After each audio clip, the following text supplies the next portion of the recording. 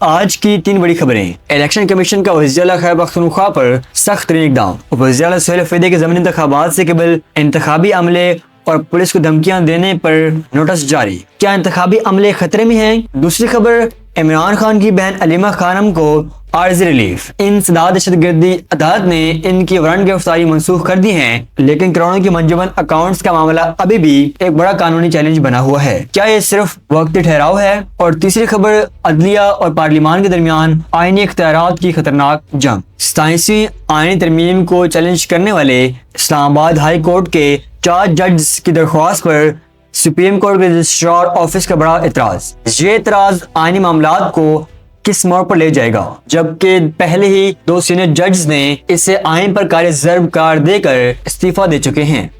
السلام علیکم ناظرین، آپ دیکھ رہے ہیں AB نیوز اور میں ہوں آپ کا میزبان حسین اسلام۔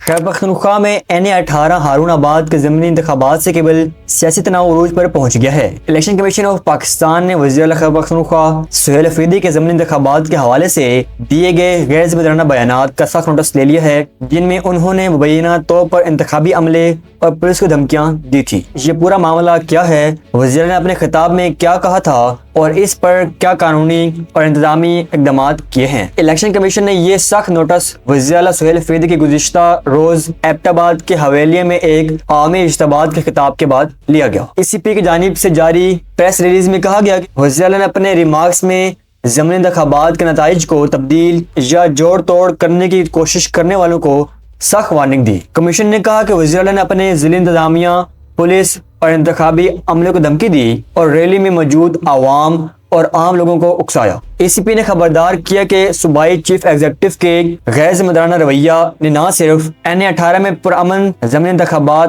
کرانا مشکل بنا دیا ہے، بلکہ ضلع انتظامیہ، پولیس، انتخابی ڈیوٹی پر تعینات عملے اور ووٹرز کی جانوں کو بھی خطرے میں ڈال دیا ہے۔ الیکشن کمیشن نے فوری طور پر سخت قانونی کارروائی کرتے ہوئے وزیر اعلیٰ اور PTI کے امیدواروں کو طلب کر لیا ہے۔ انتخابی نگران ادارے نے وزیر اعلیٰ سہیل افریدی اور PTI رہنما عمر ایوب کی اہلیہ شہناز عمر ایوب کو الیکشن ایکٹ 2017 اور ضابطہ اخلاق کی خلاف ورزی پر نوٹس جاری کیے ہیں۔ انہیں کل یعنی جمعے کے روز الیکشن کمیشن کے سامنے طلب کرنے کی پیشکش کی ہے۔ واضح ہے کہ شہناز عمر ایوب اس نشست پر الیکشن لڑ رہی ہیں جو ان کے شوہر عمر ایوب کے 9 مئی 2023 کے واقعات سے متعلق مقدمات میں نااہل ہونے کے بعد خالی ہوئی تھی۔ وزیر اعلیٰ سہیل افریدی نے اپنے خطاب میں حکومتی اور ریاستی اداروں پر سخت تنقید کی تھی۔ انہوں نے کہا تھا کہ ملک ایک بڑی سیاسی پیش رفت کے دہانے پر ہے اور ریاستی اداروں پر اپنی ذمہ داریاں پوری نہ کرنے کا الزام لگایا۔ ان کا موقف تھا کہ ملک میں انصاف سے انکار کیا جا رہا ہے اور جمہوری اقدار کو پامال کیا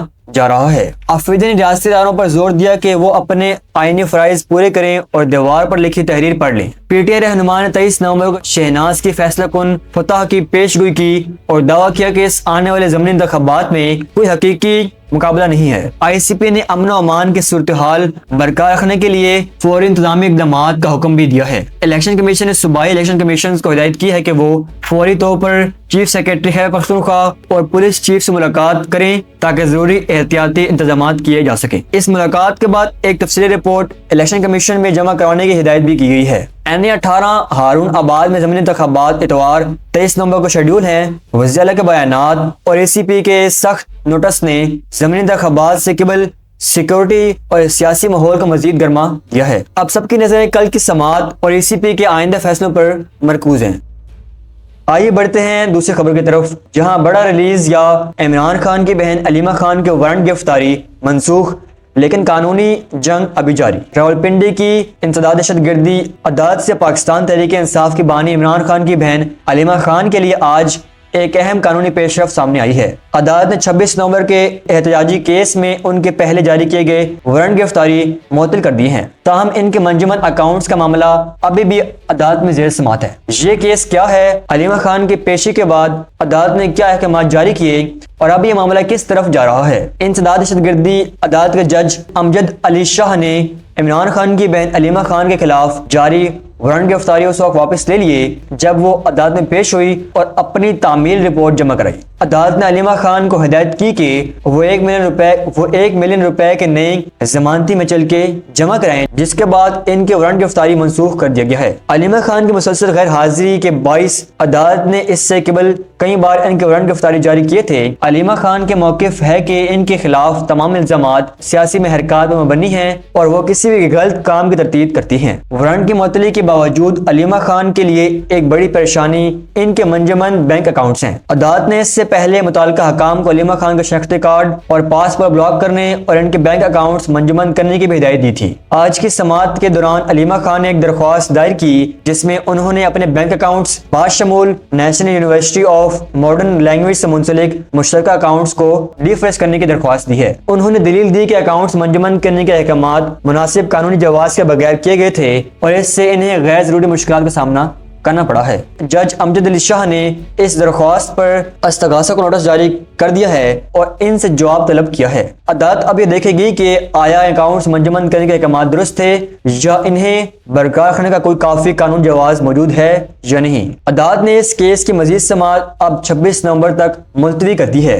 یعنی اب اس اگلی سماعت 26 نومبر کو ہوگی اور استغاثہ کو اس تاریخ سے پہلے اپنا جواب جمع کرانے کی ہدایت کی گئی ہے۔ یہ کیس پچھلے سال 26 نومبر کو ہونے والے احتجاج اور ہنگامہ آرائی سے متعلق ہیں، جس میں انسداد دہشت گردی ایکٹ کے مختلف دفعات کے تحت الزامات لگائے گئے تھے۔ علیمہ خان کو 10 دیگر افراد کے ساتھ صادق آباد پولیس اسٹیشن میں درج ایک کیس میں نامزد کیا گیا تھا۔ علیمہ خان کے وارنٹ گرفتاری کے معطلی اگرچہ ایک وقتی ریلیف ہے، لیکن ان کے منجمد اکاؤنٹس اور دہشت گردی کے دفعات کے تحت مقدمے کا بوجھ اب بھی برقرار ہے۔ اب دیکھنا یہ ہے کہ نومبر کی آئندہ سماعت میں استغاثہ جواب میں کیا موقف اختیار کرتا ہے اور عدالت ان کے مالی معاملات پر کیا فیصلہ سناتی ہے۔ پاکستان میں عدلیہ اور پارلیمان کے درمیان آئینی اختیارات کی جنگ ایک نیا اور سنگین موڑ لے چکی ہے۔ سپریم کورٹ کے رجسٹرار آفس نے 27ویں آئین ترمیم کے خلاف اسلام آباد ہائی کورٹ کے 4 ججز کے دائر کردہ درخواست پر ایک بڑا اعتراض لگا دیا ہے۔ اس اعتراض نے نہ صرف ججوں کی درخواست پر آئینی حیثیت پر سوال اٹھایا ہے، بلکہ اس ترمیم کے گرد پیدا ہونے والے سیاسی اور قانونی تناؤ کو مزید بڑھا دیا ہے۔ رجسٹرار آفس نے کیا موقف اختیار کیا، یہ 4 ججز کون ہیں اور اس آئینی ترمیم کے خلاف 2 سینئر جج کے استعفوں کا پس منظر کیا تھا۔ سپریم کورٹ کے رجسٹرار آفس کا کہنا ہے کہ 27ویں آئینی ترمیم کو چیلنج کرنے کا اصل فارم سپریم کورٹ نہیں بلکہ وفاقی آئینی عدالت ہے۔ یہ درخواست اسلام آباد ہائی کورٹ کے 4 ججز کی جانب سے دائر کی گئی تھی، جن میں جسٹس محسن اختر کیانی، جسٹس بابر ستار، جسٹس سمن رفت امتیاز اور جسٹس سردار اعجاز اسحاق خان شامل تھے۔ یہ چاروں ججز ان 6 ججوں میں شامل تھے جنہوں نے گزشتہ برس 25 مارچ 2024 کو جوڈیشل کونسل کو ایک تحریری خط لکھا تھا۔ اس خط میں ISI اور دیگر انٹیلیجنس اداروں کی جانب سے عدالتی امور میں براہ راست مداخلت اور ججوں کو ہراسانہ کرنے کے سنگین الزامات عائد کیے گئے تھے۔ ججز کی جانب سے آئینی ترمیم کو چیلنج کرنا ان کے بڑھتے ہوئے تحفظات کو ظاہر کرتا ہے۔ اس آئینی ترمیم کے منظوری کے بعد ملک کے 2 سینئر ترین ججوں نے اس پر شدید تنقید کرتے ہوئے استعفے دینے کا فیصلہ کیا تھا۔ سپریم کورٹ کے 2 سینئر ججوں جسٹس منصور علی شاہ اور جسٹس اطہر من اللہ نے اس ترمیم کو آئین پاکستان پر سنگین حملہ قرار دیتے ہوئے اپنے عہدوں سے استعفی دینے کا اعلان کیا تھا۔ ان ججوں نے اپنے استعفوں میں موقف اختیار کیا کہ اس آئین ترمیم کے ذریعے عدلیہ کو حکومت کے ماتحت بنا دیا گیا اور یہ ترمیم ہماری آئینی جمہوریت کی روح پر کاری ضرب ہے۔